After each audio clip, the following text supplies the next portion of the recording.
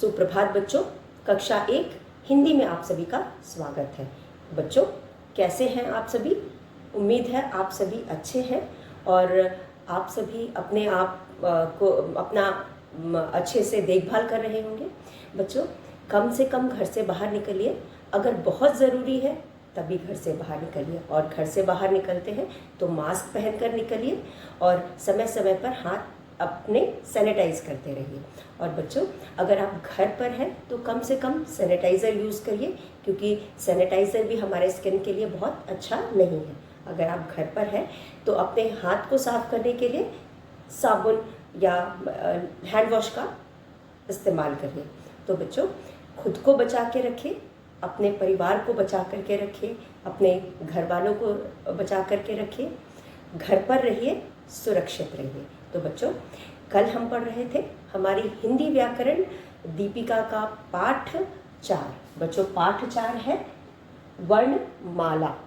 बच्चों वर्णमाला आप सभी ने इसके पहले वाली कक्षा में भी पढ़ी होगी, लेकिन हम आगे पढ़ने से पहले इसे एक बार दोहराते हैं। तो हमने पिछले वीडियो में भाषा पढ़ा था और भाषा में ही हमने वर्णमाला भी पढ़ा था। तो चलिए जो कल के वीडियो में हमने पढ़ा था उसे एक बार दोहरा लेते हैं, फिर आगे का पाठ करते हैं। तो बच्चों स्वर, जैसा कि हम जानते हैं वर्णमाला जिसे हम इंग्लिश में अल्फ़ाबेट्स कहते हैं। अल्फ़ाबेट्स हमारा हिंदी का वर्णमाला स्वर और व्यंजन दोनों को मिलाकर बनती है। तो चलिए पहले हम स्वर लिखते हैं, उसका अभ्यास करते हैं, फिर व्यंजन लिखेंगे। स्वर में बच्चों स्वर यानी वॉवल्स, स्वर यानी वॉवल्स।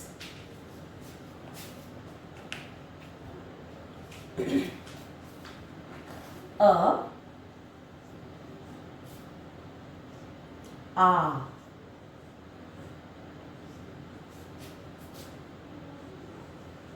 इ ई उ ऊ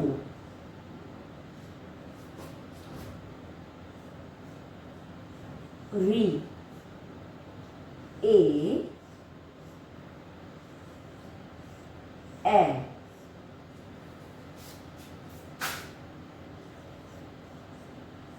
ओ औ अंग आह। बच्चों यह है स्वर। अब चलिए मेरे साथ आप पढ़िए इसको। अ से अनार, अ से अदरक, अ से अजगर। फिर है आ से आम, आ से आग, ई से इमली, और ई से इमरती भी होती है। उसके बाद ई से ईख, ई से ईद। उसके बाद उ से उल्लू, उ से उल्लू, और उ से उपवन भी होता है। उ से उल्लू भी होता है और उ से उपवन भी होता है। ऊ से ऊंट, ऊ से ऊंट भी होता है और ऊ से ऊन भी होता है। उसके बाद री से ऋषि, और री से ऋतु भी होती है। री से ऋषि और री से ऋतु भी होती है। उसके बाद ए से एड़ी, ए से क्या होता है? एड़ी, और ए से एक भी होता है। उसके बाद बच्चों ऐसे ऐनक, और ऐसे ऐरावत। ऐरावत किसको कहते हैं बच्चों?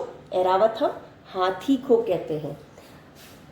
ऐसे ऐनक और ऐसे ऐरावत भी होता है। ऐरावत हम किसको कहते हैं? ऐरावत हम हाथी को कहते हैं। उसके बाद हमारे पास अगला स्वर है बच्चों ओ से ओखली, और ओ से ओस भी होता है बच्चों। ओस आपने देखा होगा, सुबह सुबह पत्तों पे बूंदे देखी होंगी, पानी की बूंदे, उसे हम ओस कहते हैं। तो ओ से ओखली भी होती है और ओ से ओस भी होता है। उसके बाद ओ से औरत होता है और औ से औजार भी होता है। आपने अपने घर में देखा होगा, कहीं हमें कील ठोकनी है या कोई स्क्रू टाइट करना है तो कुछ औजार का हम प्रयोग करते हैं, जिसे हम इंग्लिश में टूल्स भी बोलते हैं। तो औ से औरत भी होता है और औ से औजार भी होता है। अब बच्चों यह है स्वर। उसके बाद हमारे पास दो और वर्ण है। इन वर्णों को हम विशेष ध्वनियाँ कहते हैं। अब अंग का मतलब होता है, जब हम अंग का उच्चारण करते हैं बच्चों, तो हमारे जो ध्वनि है हमारे नाक और मुंह दोनों से आती है, इसलिए हम इनको अनुस्वार भी कहते हैं। अंग की मात्रा को हम अनुस्वार भी कहते हैं। अंग की मात्रा हम किसी भी वर्ण के ऊपर बिंदी के रूप में दिखाते हैं, और जब हम इसे पढ़ते हैं तो जो ध्वनि है नाक व मुंह दोनों से आती है, इसलिए हम इसे अनुस्वार भी कहते हैं। उसके बाद बच्चों अ से अह माने कुछ नहीं, क्योंकि बच्चों अह से कोई शब्द नहीं बनता है।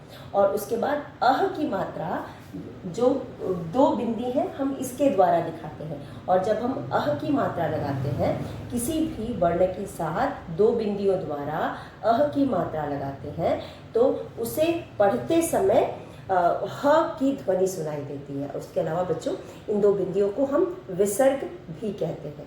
और चलिए हम इनसे शब्द बनाते हैं। हम ह से अंग से हंस लिख सकते हैं, ह पर बिंदी, और स हंस, या फिर हम शंख भी लिख सकते हैं।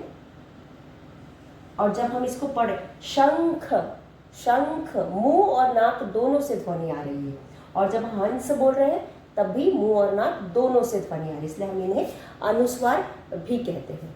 इसके बाद बच्चों अह, ये जो दो बिंदी है अतः, अ त के साथ दो बिंदी, जब हम इसका उच्चारण करते हैं तो ह की ध्वनि सुनाई देती है, अतः। उसके बाद ये हो गया प्रातः, जब हम प्रातः बोल रहे तब भी हमें अंत में ह की ध्वनि सुनाई दे रही है। तो बच्चों इस प्रकार से, क्योंकि हम इन्हें स्वर नहीं बल्कि विशेष ध्वनियों के कैटेगरी में रखते हैं, और इन्हें हम विशेष ध्वनियों में ही पढ़ते हैं। तो यहाँ पे 1 2 3 4 5 6 7 8 9 10 और 11 हमारे पास स्वर है। हमारे पास कितने स्वर हैं बच्चों? पहले जो 11 वर्ण है हमारे स्वर में उसे हम स्वर कहते हैं, और बाकी के दो जो वर्ण हमारे हैं इनको हम विशेष ध्वनियाँ कहते हैं। तो बच्चों चलिए एक बार फिर मेरे साथ आप पढ़िए। अ आ इ ई उ ऊ री ए ओ औ अंग अह। आप इनको सिर्फ बोल करके 2-3 बार पढ़ेंगे और उसके बाद अपनी कार्य पुस्तिका में लिख करके लिखने का अभ्यास करेंगे। अब इसके बाद बच्चों हमारे पास है स्वर। अब हम लिखेंगे व्यंजन। अब हम लिखेंगे व्यंजन। अब व्यंजन में हमारे पास है क। पहला व्यंजन हमारा है क, फिर है ख, फिर है ग, फिर है घ। क क ख ग घ अंग। फिर है हमारे पास च छ ज झ ञ। फिर है हमारे पास ट ठ ड ढ ट ठ ड ढ। के बाद हमारे पास है त, थ, द, ध, न, त, थ, द, ध, न। फिर है हमारे पास प, फ, प के बाद है ब, भ, म,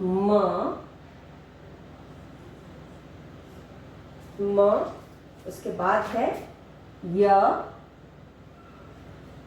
र, ल, व, श से शलजम वाला, श से षटकोण वाला, फिर है स से सड़क वाला, और उसके बाद हमारे पास है ह से हल वाला। तो बच्चों यह है व्यंजन। जैसा कि मैंने आपको बताया, वर्णमाला बनता है स्वर और व्यंजन को मिलाकर। तो हमने पहले स्वर के बारे में पढ़ा और फिर हम यहाँ पे पढ़ रहे हैं व्यंजन के बारे में। ये है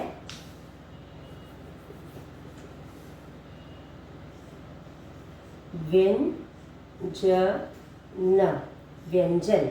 व्यंजन को हम कॉन्सोनेंट्स भी कहते हैं। इंग्लिश में व्यंजन को हम कॉन्सोनेंट्स पर भी कहते हैं। इंग्लिश में व्यंजन को हम कॉन्सोनेंट्स कहते हैं। तो बच्चों ये है व्यंजन, क से लेकर ह तक व्यंजन कहलाता है। तो चलिए हम पढ़ते हैं क, ख, ग, घ, ड़, च, छ, ज, झ, ञ, ट, ठ, ड, ढ, त, थ, द, ध, न, प, फ, ब, भ, म, य, र, ल, व, श, स, स, ह। तो यह व्यंजन है। अब बच्चों चलिए हम इनके साथ, इनसे बनने वाले शब्दों के साथ पढ़ते हैं। आप अपने पुस्तक का प्रश्न संख्या 10 खोल सकते हैं। यहाँ पे बच्चों क से कमल और क से कबूतर। चलिए पहले हम इसको मिटा करके लिख करके समझते हैं। तो यह था स्वर और व्यंजन। स्वर और व्यंजन को मिला करके बनते हैं वर्णमाला। ये है वर्णमाला। वर्णमाला स्वर और व्यंजन को मिला करके बनाते हैं। जब हम वर्णमाला में जब हम स्वर और व्यंजन को एक साथ लिखते हैं तो हम उसे वर्णमाला कहते हैं। तो बच्चों मुझे उम्मीद है आपको समझ में आ गया होगा। चलिए हम आगे क्या करते हैं।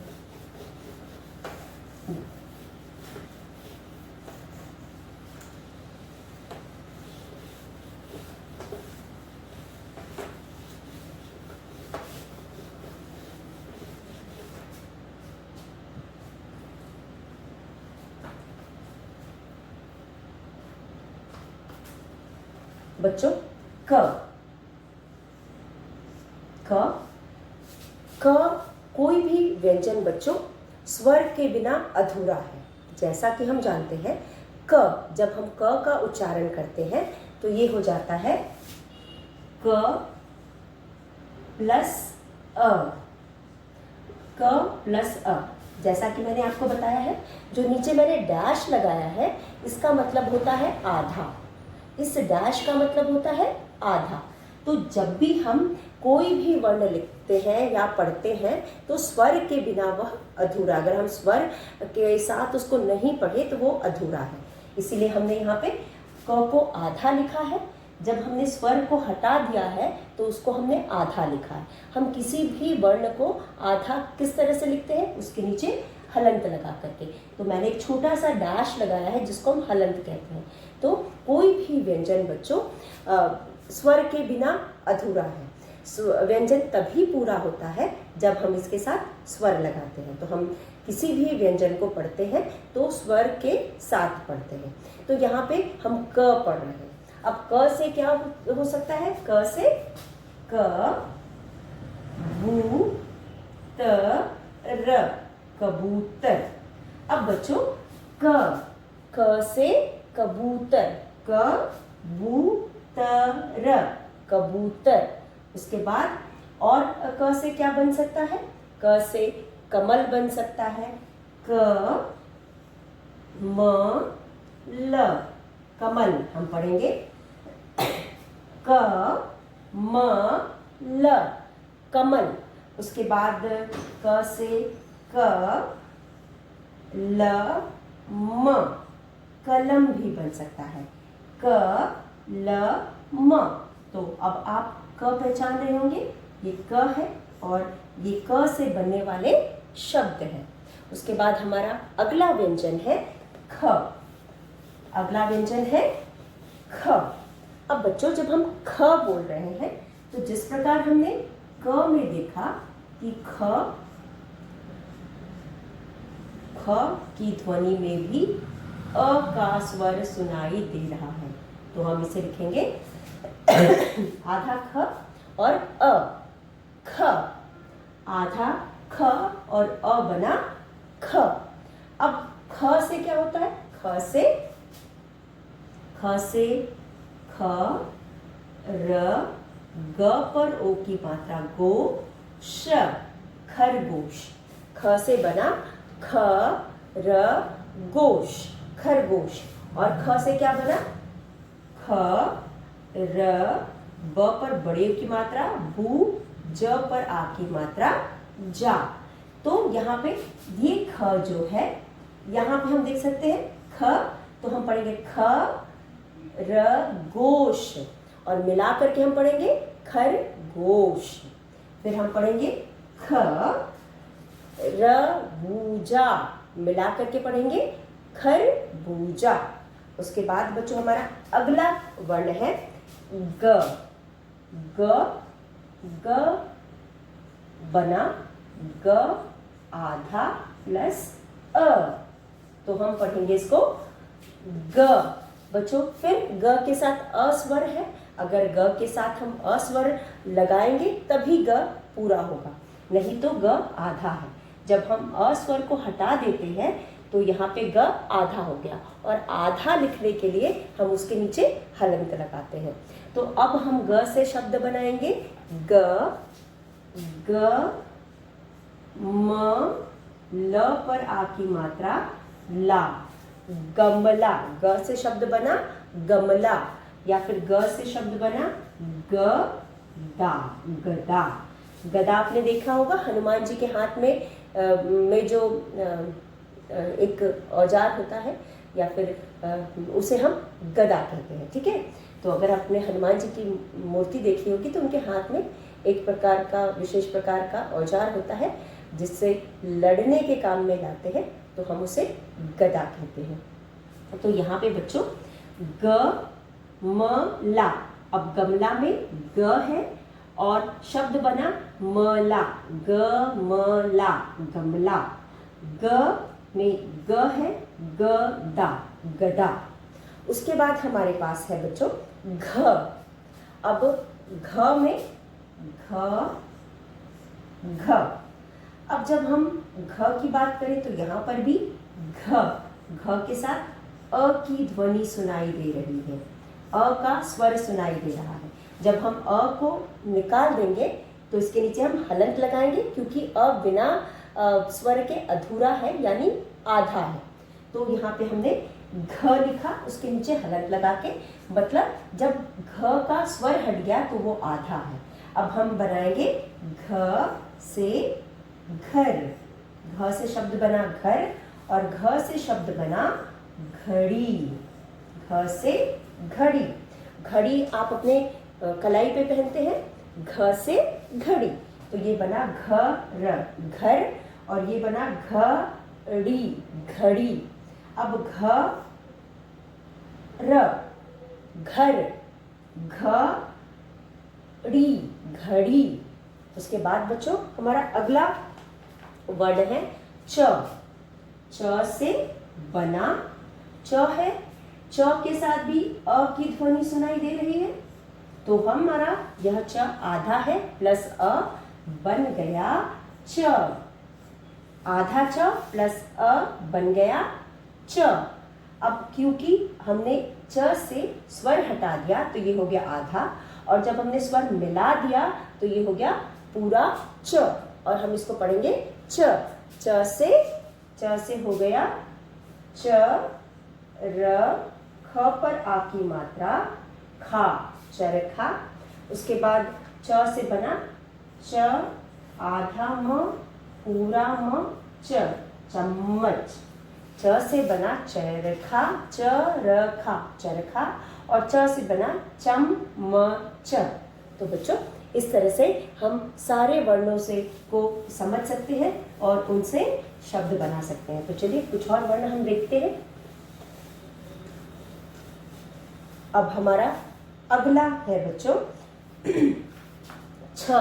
छ से छाता, छ। छ से छ प्लस अ। अब यहाँ जब हम छ बोल रहे हैं तो छ के साथ भी हमें अ की ध्वनि सुनाई दे रही है, तो हम यहाँ छ आधा लिखा प्लस अ हो गया तो बना छ। अब छ से शब्द बनेंगे, छ से छाता, छाता।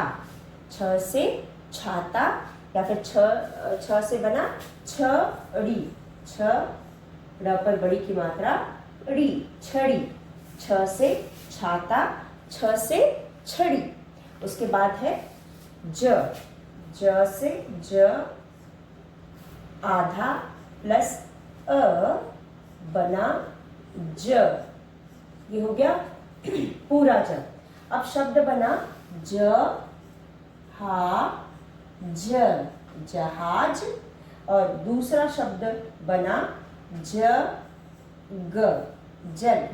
तो ज आधा ज, हलंत का मतलब बच्चों आधा ज प्लस अ। जैसा कि मैंने आपको बताया कोई भी व्यंजन स्वर के बिना अधूरा है। अगर हम इस व्यंजन से अ की ध्वनि हटा दें, हम किसी भी व्यंजन को जब पढ़ते हैं तो उसके साथ हमें आखिर में अ की ध्वनि सुनाई देती है। मतलब कोई भी व्यंजन अ के साथ या स्वर के साथ मिल करके बनता है। तो यहाँ पर अगर हम ज से अ हटाएंगे तो ये हो गया आधा, इसलिए हमने ज के नीचे हलंत लगाया हुआ, और जब हम अ को जोड़ देंगे तो ये पूरा ज बन गया ज। अब ज से शब्द बना जहाज, जहाज, ज ग, जग। उसके बाद बच्चों हमारा अगला वर्ड है झ। झ से झ प्लस अ, झ। अब झ आधा बना झ। तो बच्चों यहाँ पे झ से बना झरना, झरना, और दूसरा शब्द बना झंडा, झंडा। झ से झरना और झ से झंडा, झरना, झरना, झंडा, झंडा। तो ये है झ से बनने वाले शब्द। उसके बाद बच्चों है ट। ट से बना प्लस अ, ट से बना ट, मा, ट, र, टमाटर। उसके बाद बनना ट से ट ब, टब। हम इसे पढ़ेंगे ट मा ट र, टमाटर, और ट से ट ब, टब। तो बच्चों यह था ट। उसके बाद हमारा अगला वर्ण है ठ। ठ, ट आधा लिखते हैं, जब हम इसको पूरा बना देते हैं तो ये हो जाता है ठ। ठ के नीचे हलंत लगाएंगे प्लस अ, तो ये बना ठ। जैसा कि मैंने आपको बताया हर ठ, तो ठ हो गया। ठ से ठ, थे, रा, ठठेरा। ठ से ठठेरा और ठ से ठग। ठ से ठठेरा, ठ से ठग। ठ से ठठेरा, ठ से ठग। उसके बाद हमारे पास है बच्चों ड। ड, ड प्लस अ बना ड। ड से क्या बनेगा? ड से बनेगा ड म र पर बड़े की मात्रा रू, डमरू। और ड ली या, डलिया। ड से डमरू, ड से डलिया। ड से डमरू, ड से डलिया। अब ड के बाद है ड। ड के बाद है ढ। ढ से क्या होता है? ढ आधा प्लस अ बना ढ। ढ से होता है ढक्कन। ढ से ढक्कन। आधा क पूरा क न। ढ से ढक्कन या ढ से ढ प और ली, ढपली। ढपली देखा है आप लोगों ने? ढपली बजाते हैं, आपने गाना सुना होगा ना, ढपली वाले ढपली बजा। उसमें ऋषि कपूर क्या बजा रहा है? ढपली बजा रहा है। तो हम इसको बोलते हैं ढपली। ढ क न, ढक्कन। ढ प ली, ढपली। उसके बाद बच्चों हमारे पास है अण मने कुछ नहीं। जैसा कि आप जानते हैं अड़ से हम शब्द नहीं बनाते, लेकिन हम अड़ को शब्द के बीच में या फिर शब्द के आखिर में लिख करके शब्द बनाते हैं। उसके बाद है त से तरबूज। त से पहले हम इसको आधा और अ लिखेंगे तो ये हो गया पूरा त। अब हो गया त र ब पर बड़े की मात्रा बूज, तरबूज। और दूसरा शब्द बना त से तख्ती। आप लोगों ने तख्ती देखी है बच्चों? तख्ती देखा है? गांव वगैरह में पहले लोग एक लकड़ी का तख्ती बनवाते थे और उसी पे वो जो दुधिया होती है ना, चौक पाउडर गीला वाला जो बनाते हैं चौक का, उससे वो उस पटरी पर लिखते थे। तो तख्ती का मतलब पटरी भी हम उसको कहते हैं। काले रंग का होता है और सफ़ेद दुधिया से हम उस पर लिखते थे। पहले होता था ऐसा, लेकिन अब तो लोग स्लेट वगैरह पे लिखते हैं। तो तरबूज और तख्ती। तो आधा क, त पर बड़ी की मात्रा तख्ती। उसके बाद बच्चों हमारे पास हमारा अगला शब्द है त के बाद थ। त के बाद थ। थ प्लस अ बना थ। थ से शब्द है थ र म स, थर्मस। और थ न, थन, थर्मस, थन। उसके बाद हमारे पास शब्द है द। द से द आधा प्लस अ बना द। द से बना द वा त।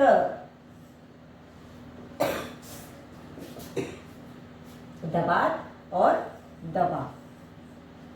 द से बना दबात और दबा। अगला है ध से धनुष। ध से धनुष। अब ध से आधा अ बना ध। अब ध से बना ध न पर छोटे की मात्रा श, धनुष। और बना ध न धन। उसी प्रकार न, आधा न और अ बना न। न से बना न ल, नन। और न से बना न थ नत। नल तो आप सभी जानते हैं नथ का मतलब है जो नाक में मम्मी लोग पहनती हैं, उसे हम नथ कहते हैं। तो न थ नथ। उसी तरह बच्चों हम यहाँ पे आगे के वर्णों को लिखेंगे। प पतंग, प पपीता, फ फल, फ फन, ब बतख, ब बस, भ भगत, भ भवन, म मटर, म मकान, य यज्ञ, य यति, यति यानी साधु यानी ऋषि, र रस्सी, र रथ, ल लड़की, ल लट्टू, व वक, व वजन, श शलजम, श शरबत, श षटकोण, श षट, स सब्जी, स सर्कस, ह हल, ह हथौड़ा। तो बच्चों आज हमने स्वर और व्यंजन पढ़े। तो बच्चों आज हमने वर्णमाला पढ़ा। वर्णमाला में स्वर और व्यंजन का लिख करके पढ़कर अभ्यास किया। आप इनको लिख करके पढ़ करके जोर जोर से पढ़कर अभ्यास करेंगे। अगले वीडियो में हम आगे के अभ्यास के साथ मिलेंगे। तब तक के लिए धन्यवाद।